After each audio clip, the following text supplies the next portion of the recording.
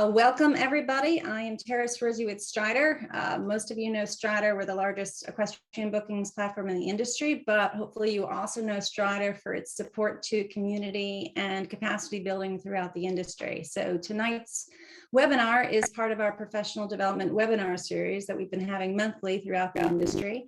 Tonight, we're going to be talking about proven business models in the horse world, and it's sponsored tonight by Ride IQ. Ride IQ is a wonderful app that recently launched that allows you to take audio lessons with top caliber coaches from across the industry, eventing, dressage, show jumping, the works. So if you haven't had a chance to check it out, please do.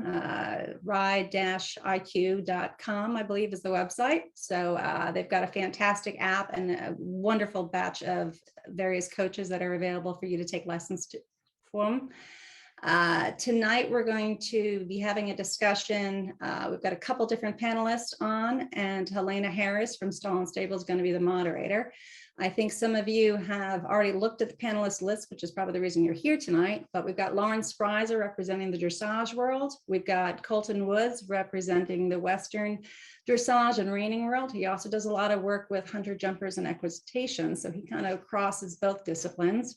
And then, of course, we've got Doug Payne, who's also joining us. You know him as an Olympic eventer, but he also has a very solid reputation in the show jumping world, having won quite a few classes down in Ocala this last winter. So Helena from Stall and Stable runs a business consultancy that many of you are going to be interested in talking to after this webinar. She's the person who figures out what different elements from different business models you want to put together into your own personal business model and make it make sense. So with that, I'm going to turn it over to Helena to give you the overall and start the discussion. Quick admin note, as you have questions, what you're going to want to do is in the lower right of your Zoom panel, you're going to see a chat function.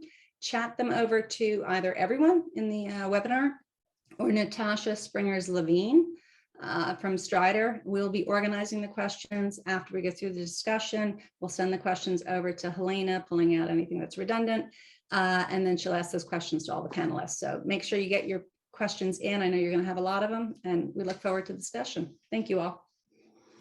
Welcome, everyone. I am Helena Harris. I'm the Managing Director of Stall and Stable. I provide business coaching, as Tara mentioned, for equine professionals. I also do consulting support for private farm owners. Some of you may know me from the Stall and Stable podcast, which is a weekly show that's on the Horse Radio Network. I have been in the podcasting space in the equestrian world for 13 years. So I know a thing or two about talking about horses. I don't know a whole lot about visual stuff, so I'll probably make a fool of myself at some point, but that's fine because we've all done that, right? I cannot be more excited about this opportunity because back when I first put my foot in the stirrup, there was no such thing as an equestrian entrepreneur or horse professional. We rode for a living, we taught lessons, maybe we made it to the upper levels of competition, but there really wasn't this kind of discussion about the professionalism behind equestrian sports. So I'm really happy to be here. We have three very accomplished professional equestrians with us. And then we've got the sponsors, the folks from Ride IQ, who understand a little bit about how important this conversation is. So thank you to Ride IQ for participating in this. So I'll do a quick introduction, and then we're going to dig into each of our panelists here. We're going to dig into their business a little bit deeper. So as Tara mentioned, we've got Doug Payne. Hi, Doug. Welcome. Hi there. How's it going? And congratulations on a remarkable competitive year. Yeah, thank you very much. So Doug is, an Olympian, CCI 5-star, Grand Prix show jumper. My favorite thing about you, though, is that you're an A graduate, Pony Club. That's like having your PhD in ponies. And so you've got just this, you're just really, this is your life, this is your everything, and you've made it to the very top of our sport. So we're really looking to you for not advice necessarily, but what you did to get there, because Yeah, sure. right, how you got there. So you're successful, but you're not just successful in the show ring. You are a successful business owner. And we're going to talk about how you define success, because I think it's going to be different than how Lauren defines success and how Colton defines success. Now, okay, so then we've got Lauren Sprieser. Hi, Lauren. Nice to meet you. I am a fan. I love your writing. You make me laugh. You make me look at myself when I don't want to look at myself as a horse person. You're inspiring. You are clearly knowledgeable and accomplished yourself. So you're our dressage expert here today, right? Okay. USDF gold, silver, and bronze medalist, international Grand Prix dressage competitor. I love your enthusiasm. Again, your wit. And you seem to get it when it comes to balancing being a horse person with being a business person. And then you can articulate that, that balance and that struggle. So thank you for what you put out there. I personally appreciate it. Thank you. And then we have Colton Woods. Hello, Colton. It's nice to meet you. I was just saying that I heard you recently on Horses in the Morning on the Horse Radio Network, a podcast that I've been associated with for a long time. And I just loved what I heard, bringing a new level of horsemanship training and education to all levels, especially people like me. We can tune into what you have to offer on your podcast. You've got online courses, educational material, and you do clinics. And again, I think you articulate what we have to struggle with very well. You understand it, and you kind of condense everything down into something that's palatable, something that's easy for a lot of horse people, horse business owners to consume. So it's nice to meet you and welcome. Thank you. Okay. So let's go back up to the top, and Doug, we're gonna start with you. You are your business, the business part of your life is PES. Let me read this because this is where Just Payne Equestrian, and we do sports services and sales. So we tried to diversify among sort of across all disciplines. Primarily, we are pretty well split between show jumping and the eventing world, and near enough 50-50 down the middle at the moment. Got some experience growing up, like I said, with Pony Club, and we did a fair bit of dressage as well. And so I've got a silver medal, USDF silver there, and one day I'll get the gold. I've got one horse that is she's on her way. She'll be there soon enough.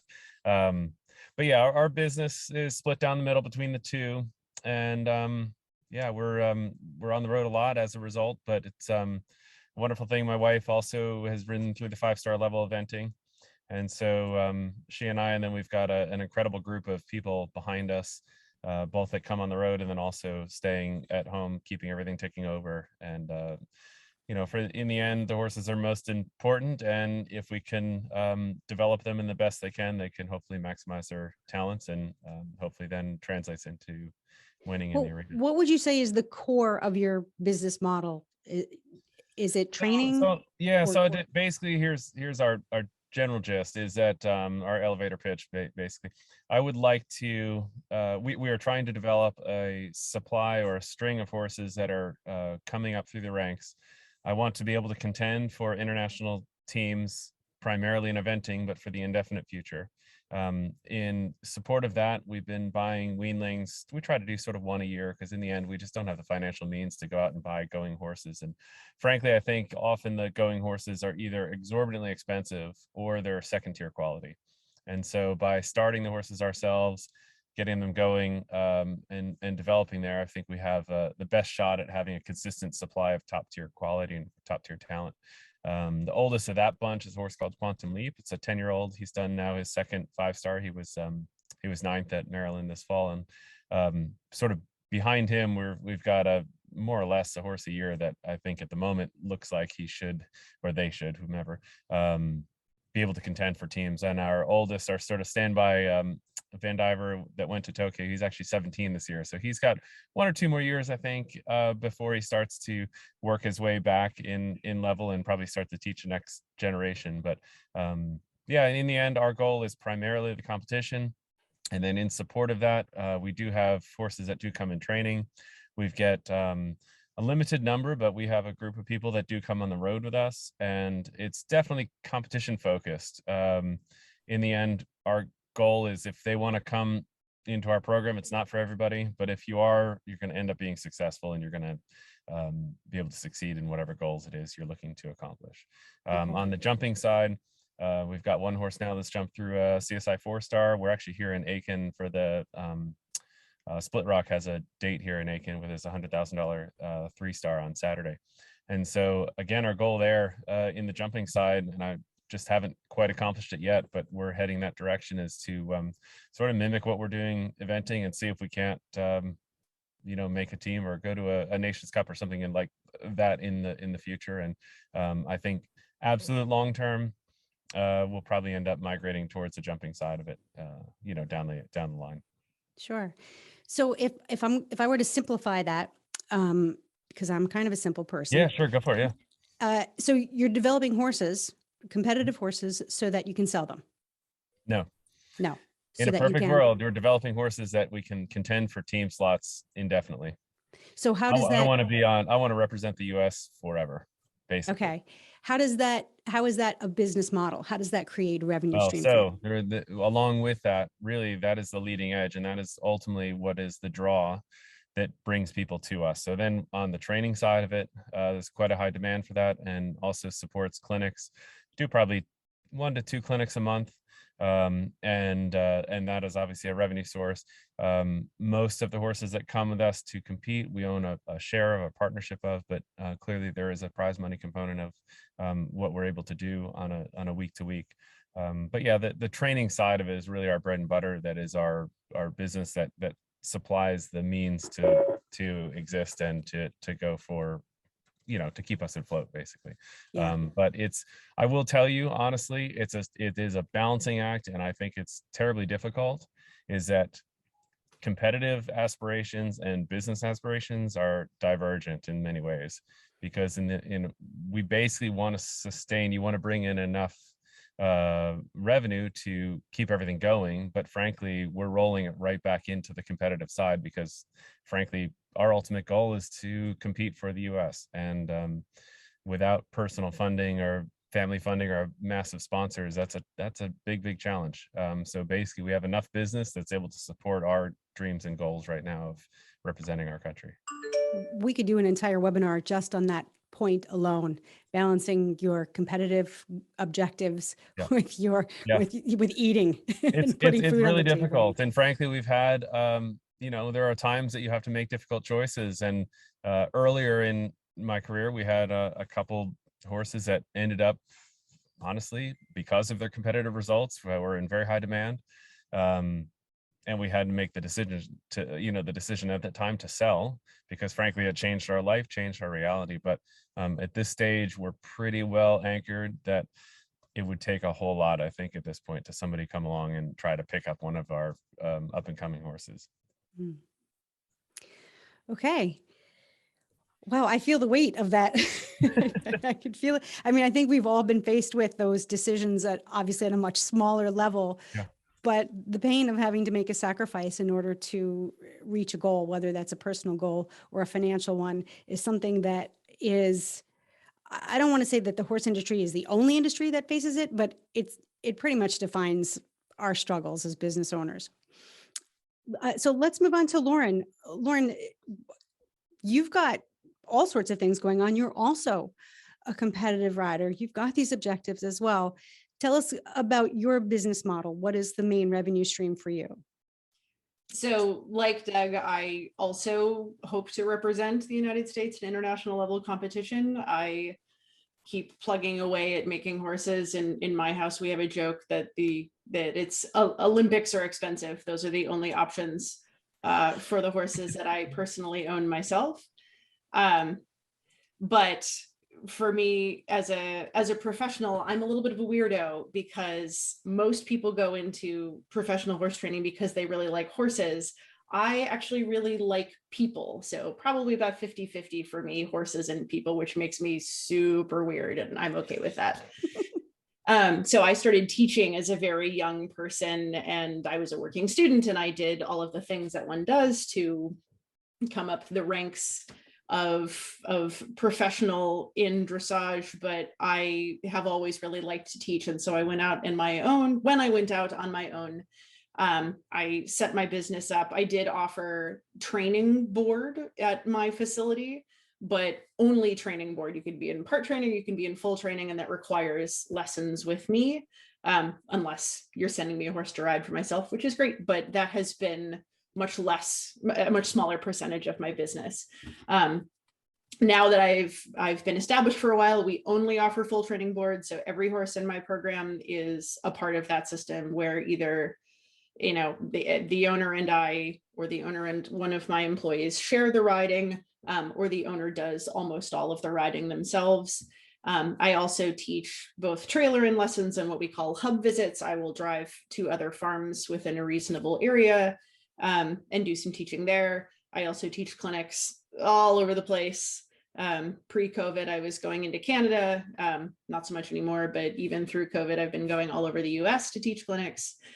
And then along the way, because I like to write and I'm good at it, I started blogging for the Chronicle of the Horse, which led to writing a lot for other publications, all of which I'm very fortunate to be paid for. Along the way through that, we started a little social media endeavor called the Sprieser Sport Horse Elite Club, which provides the members with sort of a behind the scenes look at what I've got going on, some training tips, a newsletter, some private social media functions, and then something that isn't really what other people might consider a job, but I absolutely consider a job, is that I'm very fortunate to be sponsored by many companies in the form of product. And while I'm not making cash dollars doing that, I absolutely consider it a part of my day-to-day job to make sure that I'm promoting those people's products. And then I don't have to pay for them myself, which is pretty great. So you've got a lot of different revenue streams, because you have a lot of talents, but they're all in some way connecting you with other people. So you started out right on. You knew what your strengths were. You like people. You like bringing them that magic of horses, and it comes in all these different forms. I mean, we can't escape it. You have to teach, you have to train, you've got to take your expertise and commoditize it and sell it somewhere, right? So we kind of were forced to create these channels of revenue streams. How do you do those? Does your income from all of these different facets, does it support your competitive goals personally, or does it conflict with them? Sure. Yeah, no problem. Just don't, ask when the last time it was that I could afford socks. Yes, the short version is that, yeah, I work really, really hard. I was just texting with Natasha on my way here as I was bolting back to get here on time from having taught a lesson that I had then been at home to take the shower that would let me look like a civilian before I went back to the barn to teach the lesson, to come back and do this. And that's a very normal experience for me, because I really want to do this and I really have a lot of hustle and a lot of drive to get it done. But that's the only way that it gets done. I will say that the other thing about being really connected to people is that more of the riders that I know who have major financial support to ride at an international level and to compete at an international level get that support from someone that they've done business with. Maybe it was a client that you were nice to at a clinic, and that person comes to you and says, most people look past me, but I am really grateful that you gave me the attention and I would like to know how I can help. My very special horse in my life right now, whose name is Elvis, is owned by a syndicate. And to the best of my knowledge, it is one of, if not the biggest syndicate to ever happen in dressage sport. It has 35 shares, which is nutsy, but that was the only way that I could make the shares small enough to get people interested in participating. So when he's fully syndicated, Elvis will have 35 owners, and a lot of those are my clients. A lot of those are people that I've met along the way. Some of them are people who I've never met before. Some of those are people who just got interested in helping me because they really liked my blog and my writing. So opportunities, you know, are everywhere, and the more diverse a professional rider is, the more opportunities they have to meet the people who might help them make their dreams come true. So in short, you just got to work it. Hustle. Yeah, just work Hustlers it. got to hustle. You just got to work it. Yeah, I feel it. I feel it. Again, another topic that we could dig into in a whole nother webinar is the sacrifices that we make personally in order to make this happen. Colton, we're going to talk about your business model. You come at it from a completely educational / connecting people engagement type of perspective. Tell us about what you do. Well, my core offer is training. So when I went off on my own and started my own business, the very first thing that we were offering was colt starting and problem solving. And so it was a training service, and I always took right from the get-go. The one thing that I appreciate a lot of times about the English world that they have figured out sometimes better than the Western world is that sometimes it's quality over quantity. Not to say that people don't run big operations with a lot of horses, but a lot of times in the quarter horse world, those guys work hard to stay broke quite a bit because they're riding. Sometimes one person's riding 20 head a day, at least 15. And that's just to break even on the mortgage. And because I grew up in a family of international business. And so when it came to building my business, I just took the dinner conversations and the coaching that my parents had passed along to me in their businesses into building my horse training business. I wasn't too caught up on sometimes the stereotypical models that horse training businesses typically run on. I just was like, hey, I'm offering horse training services. This is my business. And then I put together that model. So it all started around horse training. And as part of marketing and just getting your name out there, I started sharing the philosophy, the approach, why I was doing what I was doing with particular horses. And of course, but over time, it drew people to our program that sent us more training horses, but also started developing students, whether that was through lessons and clinics. And it just increased the amount of teaching that I was doing to the point now to where I do travel the country and teach clinics around the US, and then going to Equitana and then doing at different expos around the country on larger scale events. And so it's been quite a bit of a progression just from offering what we still offer, which is horse training, to education services and teaching our clients around the country, then realizing, well, if I'm only going to be at a one clinic spot once or twice a year, some of these people are going to need resources in between of how they can keep progressing with their horses. And so everything that I have created, whether it's the podcast, our online video library, whether it's a workbook that we create, it's all to serve our students and to serve our clients in some form or fashion.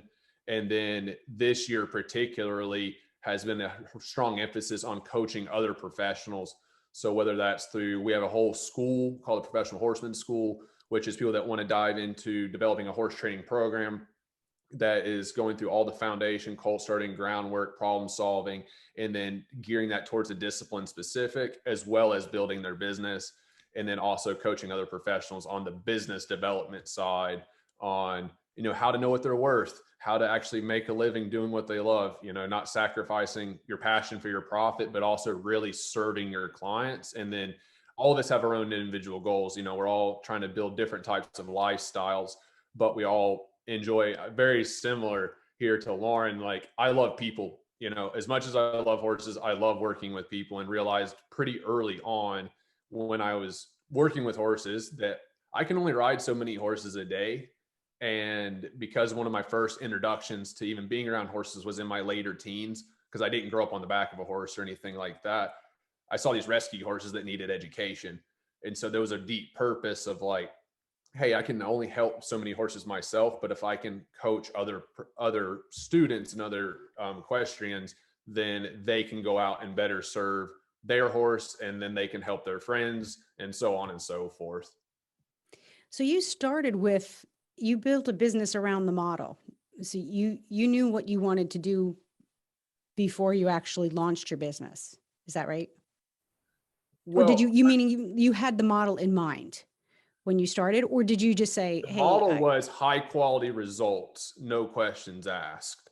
That's for horse trainers, and for me, that was my model, right? But I was not interested in riding 20 head of horses a day. And I had watched other people do that. So I probably knew more of what I didn't want to do than what I actually did want to do with my business, because I watched other people struggle and I learned from their mistakes.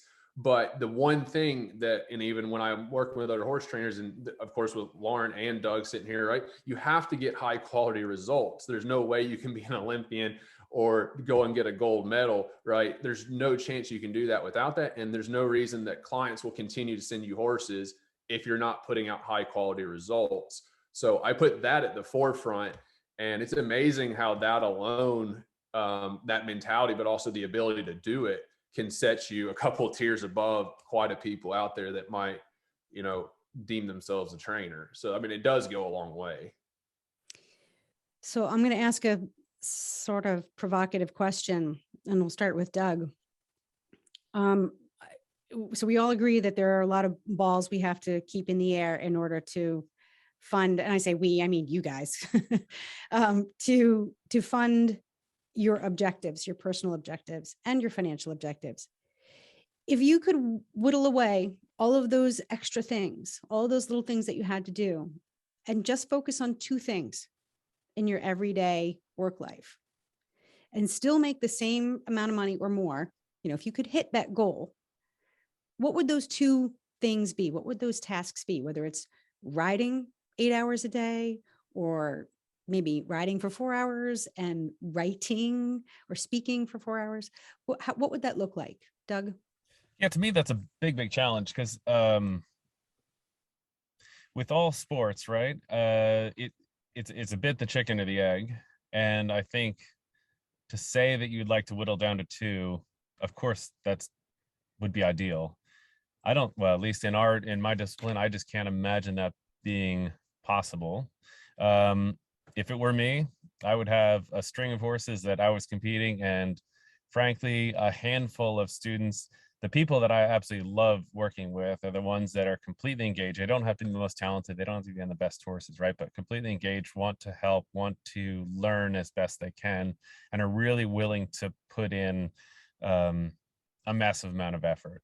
And honestly, you don't come across those people very often. And so when you do, I mean, I do now, even, like, I mean, clearly as a business person, you charge X dollars per lesson or for a clinic or any of that sort of stuff. But frankly, if there's somebody that really is totally busting it and you can tell completely trying, you're going to work to help them out. Right. I mean, I think that's we're all people person in that way. You would love to see someone just like yourself in your earlier life succeed. And I think that's just a natural human trait, or hopefully it is. Yeah. So for me, for sure, I'd love to be competing at the top level and riding and helping a handful of people effectively. Do you find that those types of people? How do you make any money doing that? Do you find that the mentoring, because I would call that mentoring, which is a little different than teaching. Mentoring. Yeah. Those kinds of working with those kinds of people, I think, creates energy. It gives you energy. When you're a business owner, you're either working on something that takes your energy away or helps you create energy. And that type of mentorship, it sounds like, would create energy for you. But I think it's pretty interesting actually hearing both Lauren and Colton say, like, you have to have 100 pots on the fire basically, or put it bluntly, throw enough shit against the wall, something will stick, right? So to me, you write a book. I mean, I've got a book, videos, I judged for quite a while. You throw a ton of stuff out there, and then I think eventually you start to gain whatever your success is in your industry that's going to draw attention. As soon as the attention comes, then that opens up a lot of other doors, clearly sponsorship and more clinic. Obviously, there's a lot more demand for clinics and that sort of thing. But to whittle it down to say, look, you want to do these two things, at least for my discipline, and I would expect for Lauren, I don't know, be difficult to have that financially viable as your exclusive. Lauren, if you could focus on just two things that you're either really good at or that you like to do, what's your favorite stuff to do? I answer along with Doug, like the diversification is financially critical, and I just sort of can't even wrap my head around a situation in which I could just be linear in my focus. But I also kind of live for the chaos. I have found myself at horse shows with one horse to focus on. Whoa, those are grim times. Those are grim times. Like I say yes to the whole catastrophe. I love having lots of places to put my energy, because also that means that when one thing is going sideways, it's not the one thing. I have a running gag with my clients that they all need to own 5 horses, because it's just a statistical impossibility that they will all be going like a train wreck on fire at the same time. Although we have proven that 5 is not enough. So, keep going, get more horses, guys. I guess if we lived in a magical universe where all of my bills were getting paid, then I, like Doug, would like to have my own string of horses. I really like developing horses. Grand Prix is great and I enjoy it very much. And certainly if you're listening to this and want to send me a Grand Prix horse, I'll take it, no problem. But I really like making my own. And I love teaching, like Doug, anybody who wants to show up and work really hard. But one of my favorite things to do is help people develop their own horses up the levels. So I suppose that would be where I put my energy. But I love teaching clinics. I like traveling, not so much since December 2019, but in general, I like it a lot. And I like the internet stuff and I like the mentorship stuff. I live for insanity. It brings me joy. I think that's important because some people can't function, like you said, focusing on just one thing. There's a little too much to worry about and too great a risk with that, focusing on that one thing. How often do you find those people like Doug was talking about who are totally committed and really just want to get there under your wing and ride the ride with you? I'm so lucky. I have the best clients in the world. I really do. My business just turned 14, and in 14 years, I think I've had to fire 3 people, which is pretty incredible. And some of them have talent for days or fabulous horses, and some of them are incredibly untalented or are on horses that are very, very normal. And I don't care, because they all show up wanting to do the best that they can. And that's the adrenaline rush of that, whether it's walk trot at the schooling show or CDI Grand Prix, the adrenaline rush of helping somebody who really wants it get there. That's just it. That's all there is. Did you have to sort of curate your clientele in order to get the type of folks that you have now? And did you have to sift through, the people who were kind of interested or, not really a good fit for you? How did that work? Was there trial and error, or were you able to handpick who you want in your barn? I run a business, so, the customer is for the most part always right. And there are a lot of things I'll do for money. But I think that good begets good. I think the culture in my barn has always been really positive.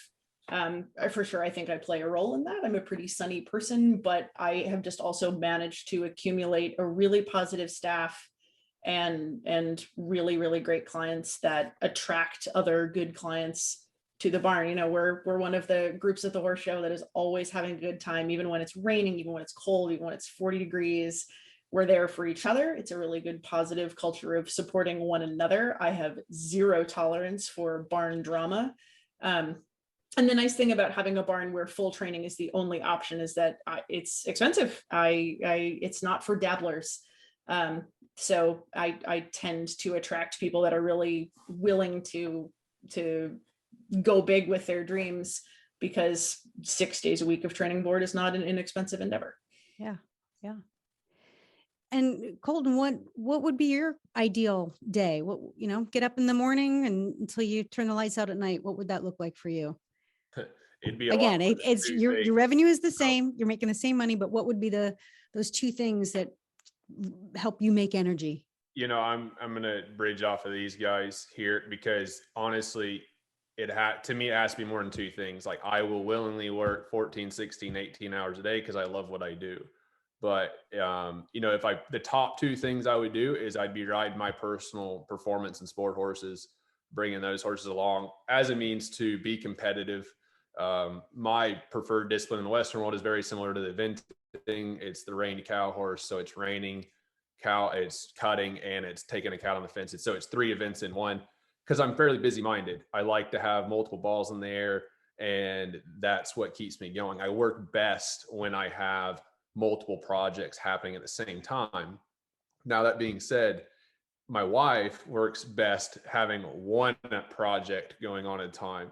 And so without her, a lot of times the wheels would fall off the tracks because she's the one bringing the grounding, being like, hey, like I'm on a clinic run right now for 10 days. And I know that I'm gonna have a whole list of ideas in this little book. And she's gonna be like, those are great, but we have this, this, and this to get done first. So just hold your horses, but what really, riding my personal horses, we're all, I think, can agree as students of the horse. And so being able to develop our own horses and pursue our own competitive goals puts us constantly pushing ourselves to be better, whether that means that we need to be in the gym, we need to have a business coach, we need to have another mentor that's helping us on the horse training side. That really fulfills me, but it also puts me in a position to where I can do probably my favorite thing, which is working with students that are just like these guys said, they're really dedicated. That whether that's our business students and our business mentorship students, they're like, I want to take my business to that next level. I love working with them. If it's somebody, I have a student right now, he's in his 50s and he's never started a colt before. And he's like, I want to start this colt. And I told him, I was like, it's going to take time because I don't want you to die. Right. So, but if you stick with me, I'm going to take you through this step-by-step process. And it of course took a lot longer, but he put the first ride on that horse. And now he's out riding this horse all over the countryside. And it is because he is willing to do the work to put it in. And like, I will work with those guys hand over fist and give them as much time as I can to help them because they're willing to stick it out. And, sometimes it feels like those people are few and far between, but like Lauren was saying, when you create that culture within your barn and you attract those kinds of people to you, then it takes time. It's not like you just say, this is who I am. And if you like it, come to it. Like it takes time and consistency of getting those results. But I do have to have multiple things going on because that's how I function best. But if I can be developing my performance sources and trying to compete at the highest level amongst the best people in the world, as well as also helping people accomplish their goals with their horses, then I mean, that's a job well done for a good day. So I think it's unanimous that we all agree that we can't get what we want. You can't get to where you want without having a multifaceted business model. And we're all insane. Agreed. Well, I was going to say there's, we all love horses. So there's a little bit of a rush in us, right? We like this adrenaline rush. We like the sense of accomplishment. We love a challenge and we've got lots of energy. So we're putting that into what we do. And we like people who are like us. Yes. Right. We want to make little mini me's in our discipline. But what happens is what I find with business owners in our industry is that they do end up getting spread too thin. And you have to be spread out, but how do we do that without getting worn down? We create a model that's got boundaries. We have parameters. So there are things, for example, Lauren, you said, what you offer is not cheap.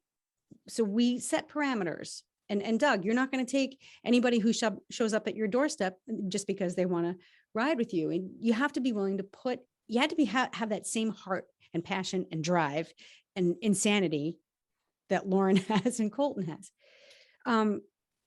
So let's talk about resources. We've got all these facets to your business models.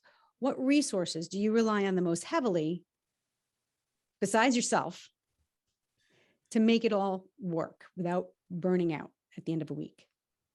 Yeah, Let's start with I think Colton.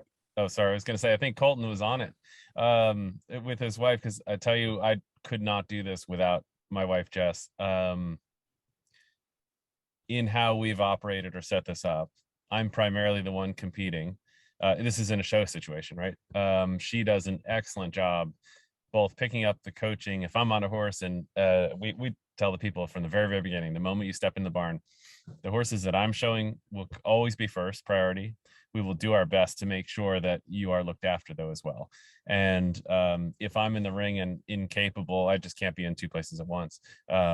Jess is able to step in and coach, and clearly she's very, very good at her job, but she's also a very good communicator and good organizer. And so with her there, and then actually we have our, I will call her barn manager, but frankly lives on the road, she's part of the family. Her name is Courtney Carson. So she looks after all the horses, and frankly the three of us then can operate pretty much as an autonomous team, and we know each other very, very well, and we can rely on each other at all times. And I think having sort of your partner in crime that frankly has their strong suit is not necessarily your weak suit, but an aspect of your model that you frankly just can't be in 10 different places and do 10 different things.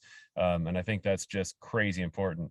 And as far as you bring up resources, the other thing is that time is the one thing you'll never get back, right? So how we've gone to structure it is that our competition horses, like in our normal day, if we're just at home, I ride the normal guys first horses at 8.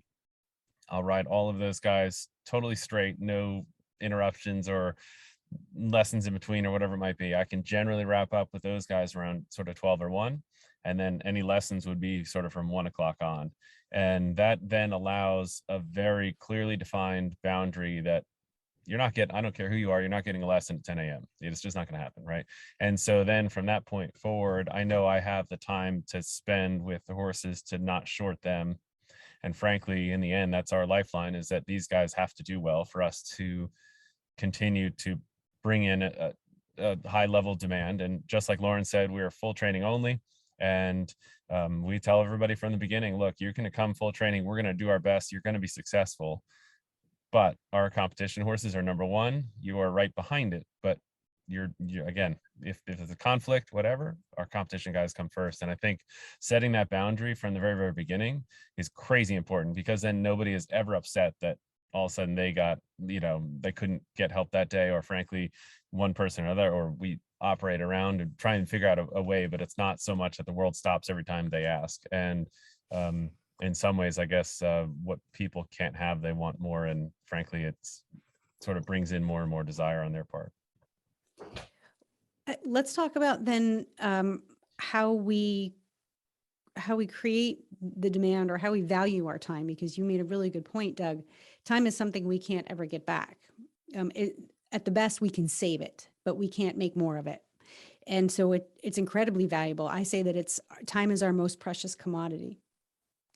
So we need to value it appropriately. So Lauren, you've been at this for a while. Did you know coming into this game that you really needed to say, this is how much I'm worth? Or is that something you matured into over time? And how did you structure your hourly rates or your pays? Like, how did you say, this is what I'm worth? Tell us about that evolution. I think evolution is the operative word, because I deal with imposter syndrome all the time, and I know I'm charging too little. Sorry to any clients that are on this call, this is happening. But how did I figure out what to charge? I was super sneaky when I moved to Virginia to set up my business, and I called every dressage trainer that I could find and said, hi, my name is Sally and I'm interested in taking a lesson. What do you charge? Okay, and what do you charge for full training board? And that was that. So we call that market research. Yeah, there you go. Girl. I was gonna say, I called it being weird on the phone, but where did you move from? I've been a little bit everywhere. I'm from outside Chicago, and then I served time under London Gray in New York for a little while, and worked for a few other people in New England and Florida before coming here. Colton, have you been in the same place the whole time? Yeah, I've been based out of Lexington, Kentucky primarily. I mean, I traveled on the road before that, but we've been based in Kentucky for the last 6-7 years. So I'll tell you So- one thing that this is totally unprompted, so stop me if you need, but I grew up in New Jersey, had a business there. We then moved to North Carolina for 18 months or so. Then we're in Aiken for 6 years. And then now we're in North Carolina. We've got a place that we've just built and all this. I found the most valuable thing ever, and it was hard as hell to do initially, but when you move, it's amazing. It's so refreshing because you can get a complete clean slate. And in some ways, there's such an advantage to it because everything that you were doing business-wise that you didn't like, you can totally wipe it clean and start again. And I just as for people watching, don't be afraid to move. Frankly, it's probably the best thing you'll ever do.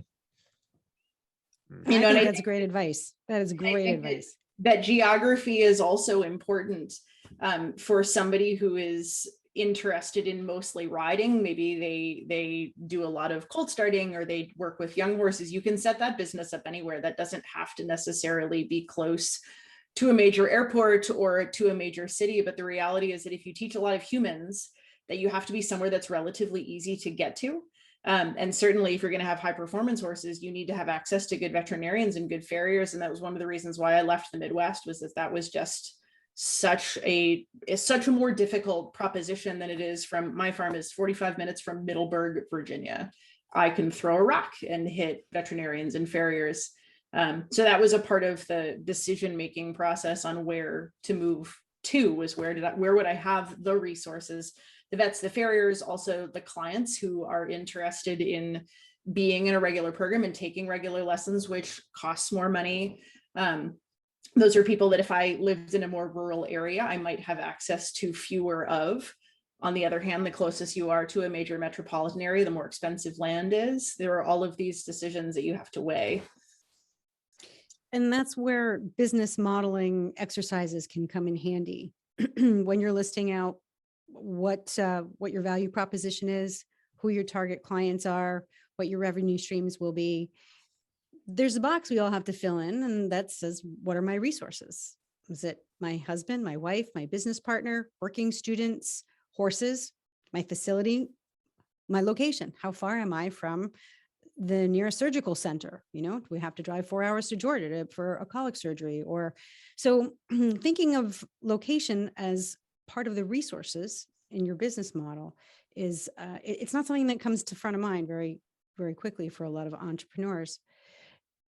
Colton, since you do a lot of clinics, right? Yes.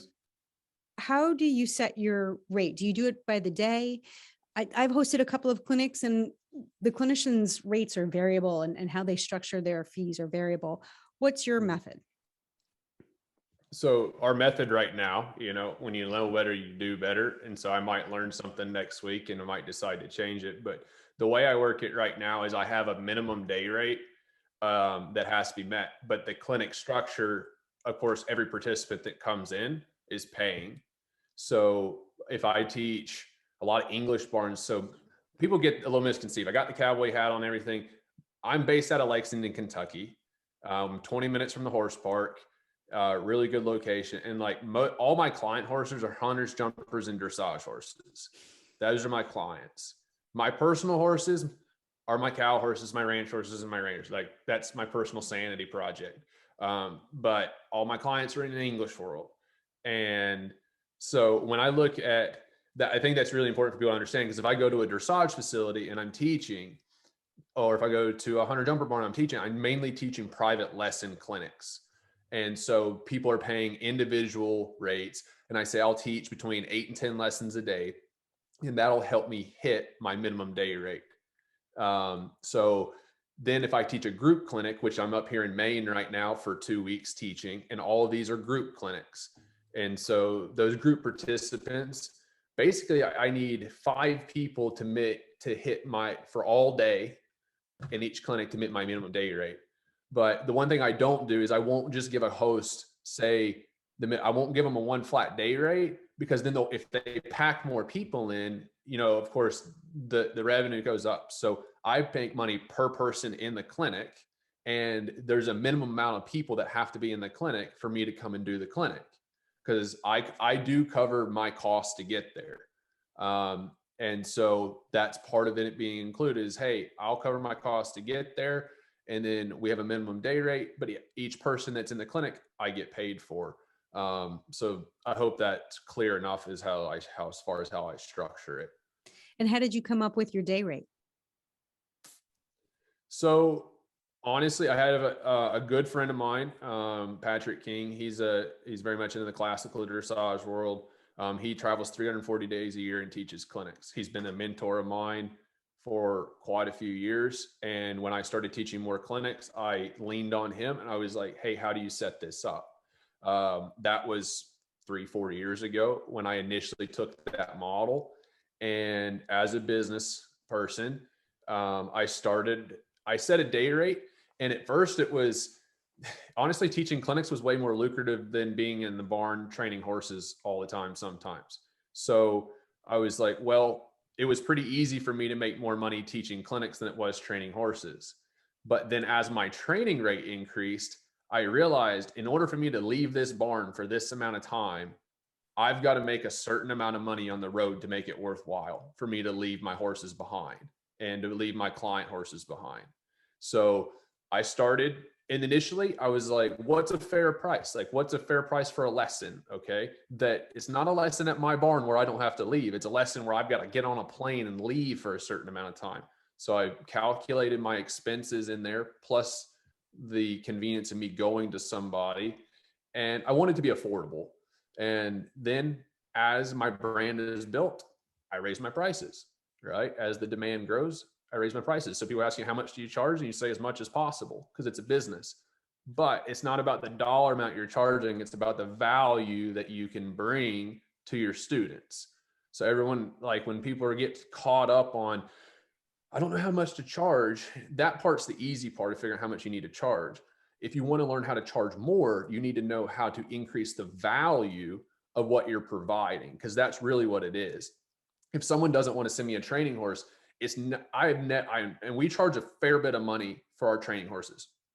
And I don't know what these guys charge, and I don't know that we really need to get into that on the call, but like, it's one of those things that I know we charge a fair bit, but if someone calls me and they're like, hey, Colton, I want to send a horse to you to training, and they say, how much do you charge? That's not the first question I need to answer. I need to learn more about what they're looking for to figure out if they're a good fit for the program. And if they are a good fit, then we can talk numbers. I know if they're a good fit, the number's going to be fine. But if someone's just price scalping and looking through there, then they're more caught up on the number than the value that can be brought. And as a professional and as a horse trainer, if we're wanting to be able to charge more money, we have to focus on the value and the experience that we're providing to our clients, so that that's what they're willing to pay for. And that's how we can ultimately charge more money. Of the three of you, do any of you work backwards and start with, this is how much I need to make this year, and then these are my expenses, and now this is how much I have to sell on services? Do you use like a P&L? How often do you talk to your accountant? I'm going to guess once a year. But do you ever work backwards? We've got a bookkeeper that she's excellent. And honestly, we told her, I said, please be annoying because it's way better off that way. We don't work backwards. I hate to say that. We're looking as we go forward, sort of progressively. Clearly, we're trying to maximize profit. I mean, that's how we are in business, right? We do need to exist. Just for information for everybody, like we pretty much do the same thing that Colton does as far as the clinic pricing. We do a per person and a minimum number of people to do it. I learned that lesson the hard way. I used to do a flat day rate. This is kind of early on, and frankly, it probably wasn't quite enough. And I was on the plane flying home, and the people that put the clinic on made about 1.5 times what I made. And I was like, and I couldn't fault them. Like, it was perfectly cool, right? But I was like, wow, this is, the people were thrilled about it, everything. And I'm like, we've got to figure this out another way that, frankly, if we end up putting more time into it and like Colton said, bring more value to each member that's attending this clinic, obviously you want to be rewarded for it. I'm sorry, did I lose you for a secsecond? No, you're here. You're good. Okay, cool, perfect. And then I guess with that, we definitely don't do we're working backwards saying exactly we need to make this much money, but I guess at the same time, Jess and I and Terry, who's our bookkeeper, we're always looking to figure, can we manage to maybe get another horse in to the works that potentially could again build our brand. Lauren was saying about her syndicate of 35. That's pretty impressive. We just are finishing. We've got like 3 more shares that are, I think, basically done. We just don't have it totally finalized on a new jumper, and it was a significant number. We did 20 shares to make that happen, and for sure for us, if you can broaden the net of people, frankly, if we can bring value to them, I think the value proposition is a super way to look at it, is that if you can bring people in maybe at a lower price and they have a great time with it, they're going to want to go in on another horse at some point in the future. So that broad base, and I think the syndicate model is great. Majority of ours are owned just in a sort of single partnership, 50-50, but we are definitely branching out, trying to be as creative as possible, and try to make it work. Pretty good friends with McLean Ward. We had lunch last 2 weeks ago, and I was asking him just about business and how he's working everything, and he's like, look, I'm always looking for horses, always looking to make deals. He's like, maybe 1 out of 10 of them actually works. He's like, but I'm relentless on it. And I think that's a huge, it's something I took away from it, and sort of was the driving force, one of the driving forces to make this horse work, is that you have to be just pushing for it all the time, because nobody's going to show up at your door and say, here's a barn full of wonderful horses and we're going to pay you to ride them and have fun. It's just not going to happen. You have to make it yourself. So salesperson is another thing that you have. have to be, you got to right? sell yourself though, because you, in the end, you are the product, right? That's how we look at it, at least. Yeah. And personal brand has a lot to do with your business model, because you first have to define who you are, why you're there, why you show up every day, and then how you're going to put yourself and your business out there into the world. And ultimately that helps us define our business model and the parameters, or the box that we fit into. I want to go back to the accountant, because she would be the fourth resource, right? It's you, your wife, your barn manager, and now your accountant. Some of my clients, we have a bunch of other people working the barns. I don't want to discount their value, because frankly, you have to have a team of people behind you. So it's not just a three person operation, right? We've got a whole boatload of other people along behind that. Frankly, that's, I think, the hardest thing. And I think that's across the board, across disciplines or even industry, right? Is finding good employees. And if you find good ones, you've got to make sure that they feel appreciated, and we try our best to keep the good ones, right? You try and hang on to them like nothing. So that's crazy important. I had a whole different question, but I want to jump on that one. And Lauren, I want to talk to you about it, is finding the right people and keeping them. A lot of crazy trainers, hard. Oh my gosh. It's so hard to find the right people. And then how do you have the energy to nurture them and keep them happy, right? We want to keep, so now you're human resource. Not only are you salespeople, riders, teachers, but you also have to be, human resource managers. Lauren, what do you do to keep your employees happy so that we don't have that, that revolving door? Oh God, I don't know. If somebody knows the answer to this question, please tell me. I know. Especially now. Right. Oh God.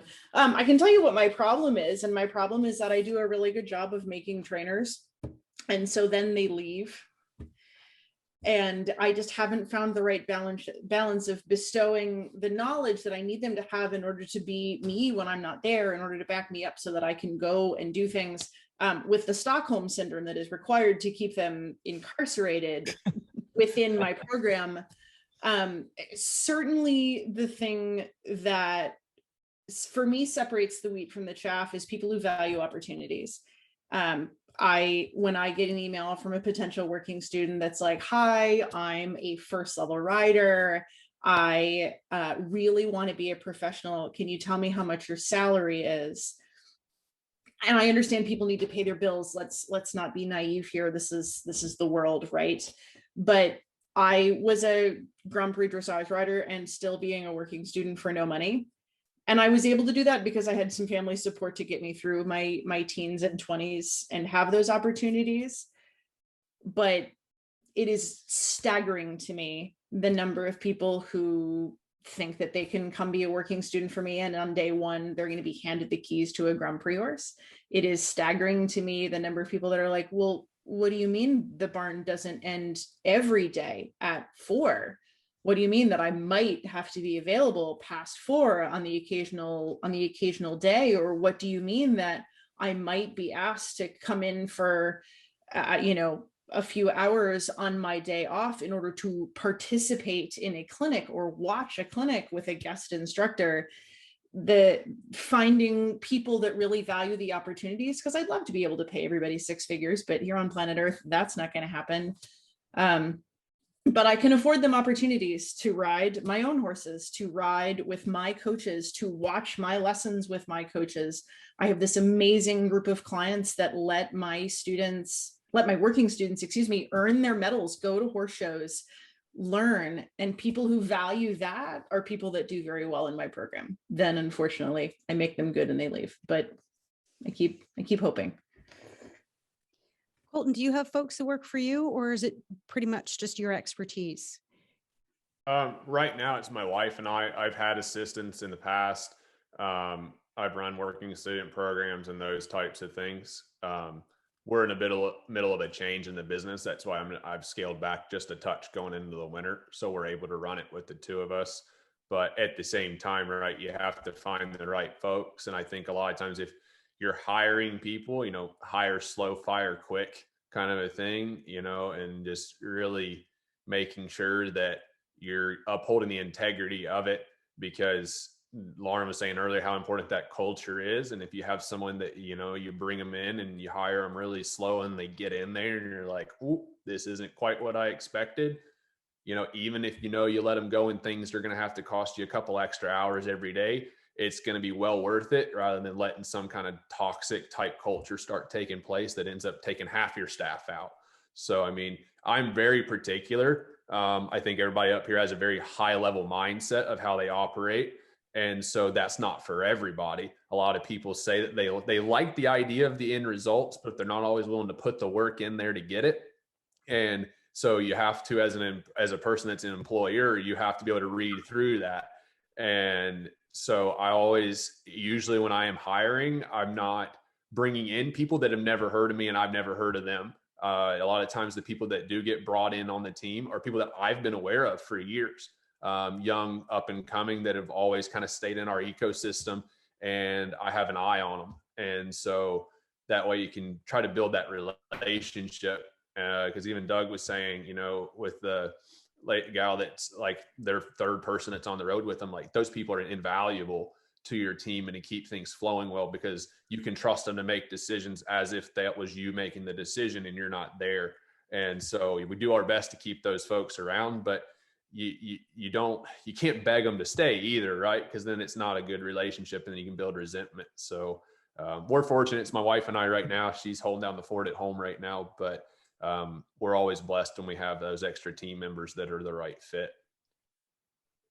I'm going to shift gears a little bit, less about human resources and ideals, and talk a little bit about practical applications of technology and operations, and how you guys, what kinds of tools or things do you do that make your business more efficient? So whether that's like barn management or business operations or competitions, is there anything in particular that you've invested in the last couple of years that have really made your operations more efficient?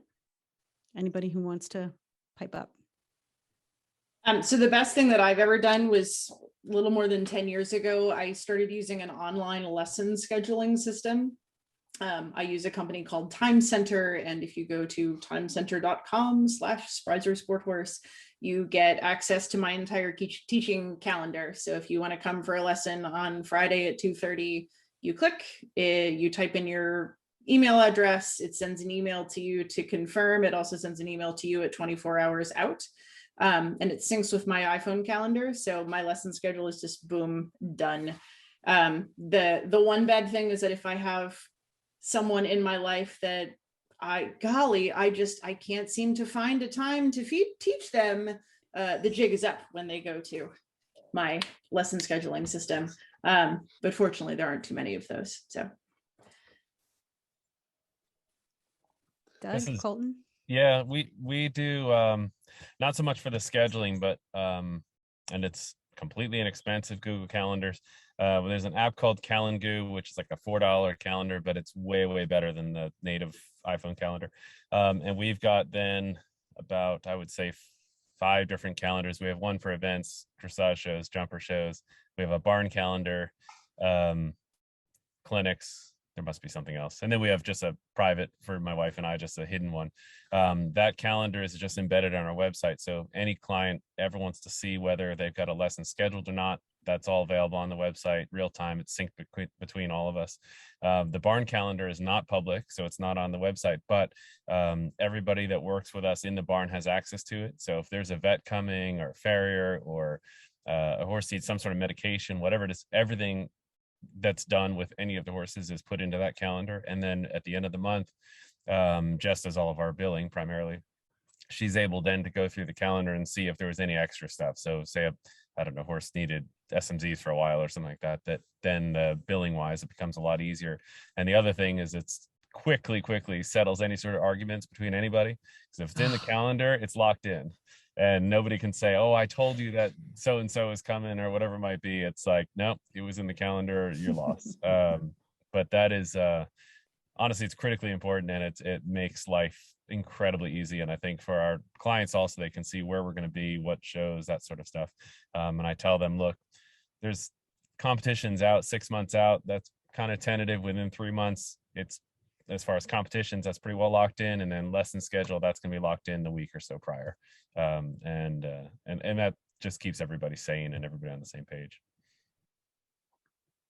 Yeah. So going along with the calendar side, we use one called Calendly. My wife set that up, and we can schedule lessons through it. We can schedule our Zoom call interviews, any coaching calls automatically goes through it. We've been huge on automation because it's funny listening to Doug talk about his daily schedule as far as how he runs it. Mine's almost identical.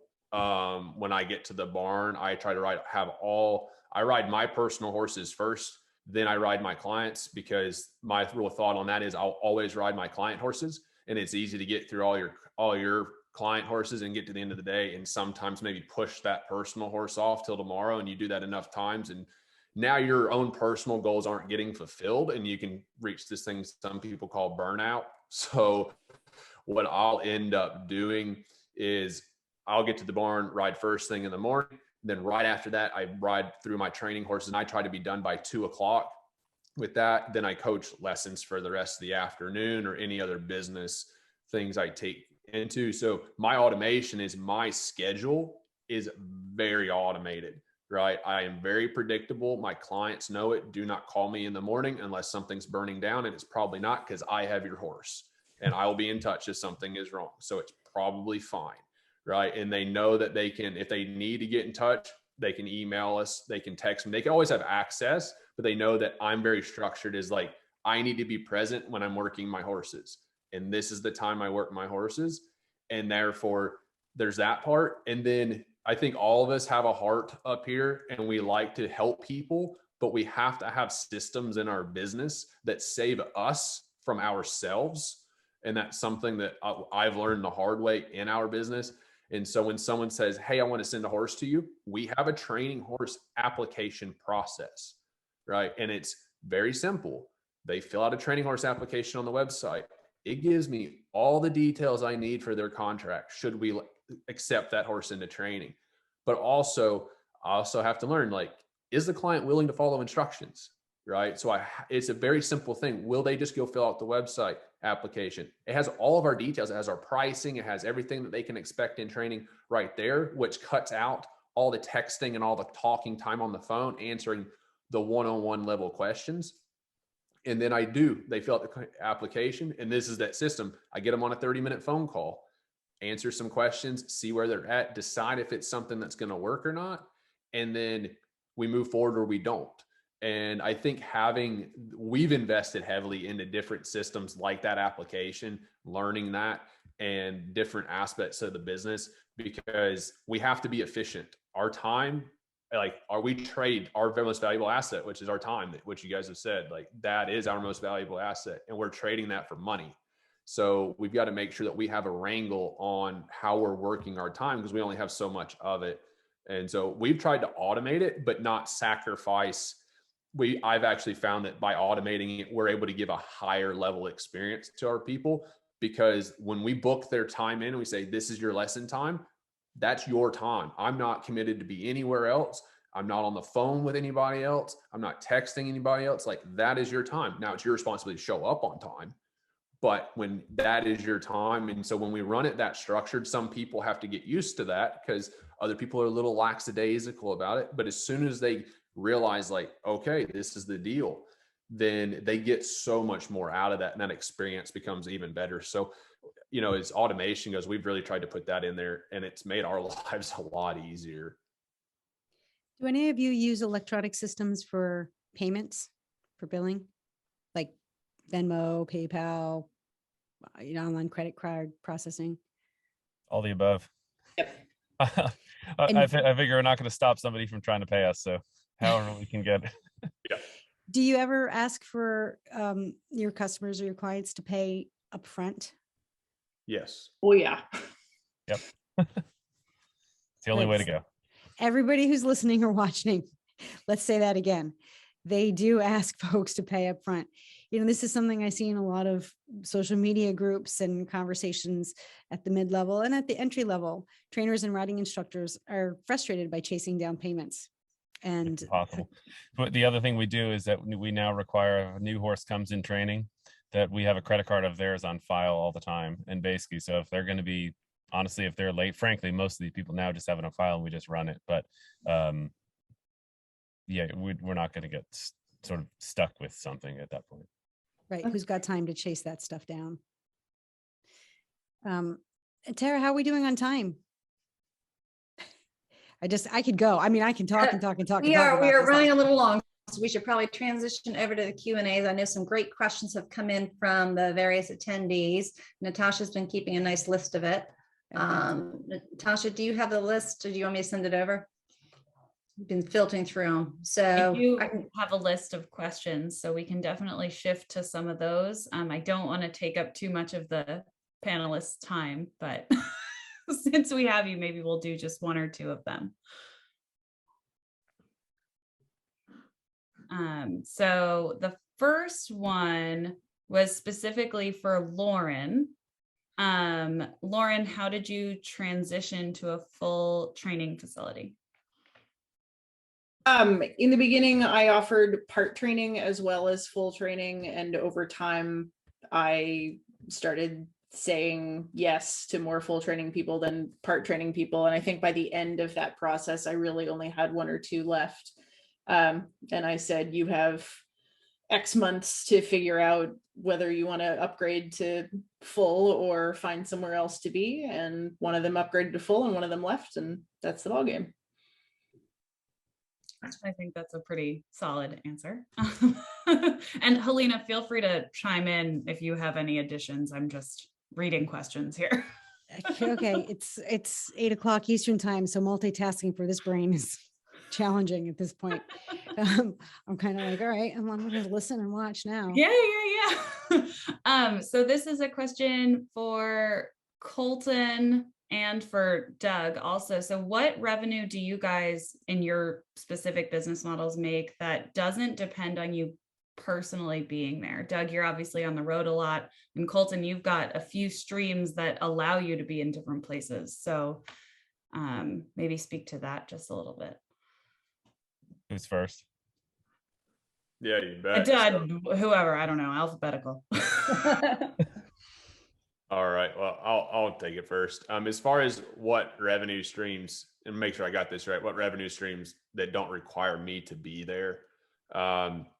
So of course, that is, I think, the big picture goal that a lot of us as trainers want to take on. We realize that, you know, we are changing dollars per hour when we're training horses and those types of things.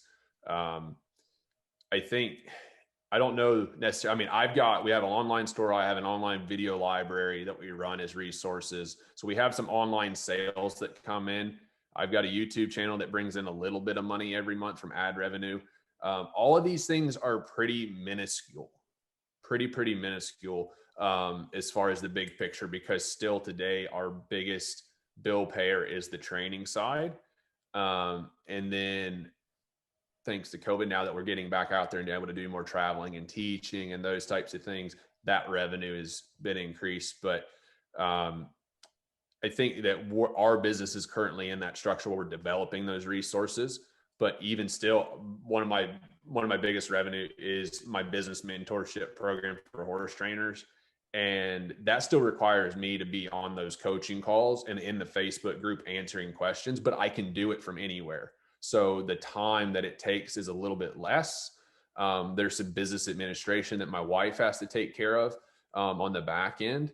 But the thing is with training horses is that they take the most amount of time and resources. We can make a large amount of money off of them, but we've got to be riding them. We got people taking care of them. We're taking care of them. We got to take them to horse shows. Like, there's a lot of expense that goes into those horses, even as much as we might be charging for it. And so I think that we do have to look at, and I think Lauren and Doug has said this, is that we got to build our brand. Right. As you get more attention on you, you can build your brand and then you can deploy that. I'm still working on that. Like we've done it fairly well. We have a podcast that we could sponsor out. We haven't. I try to keep a lot of things in-house, but we could take on sponsorships. We could do these other things. And so I think that's the big goal, but that's a personal decision, right? That's a personal decision of what you would like to, how you would like to build your business. And I think, Doug and even Lauren would have a take on this as to, sponsorship's a whole nother situation.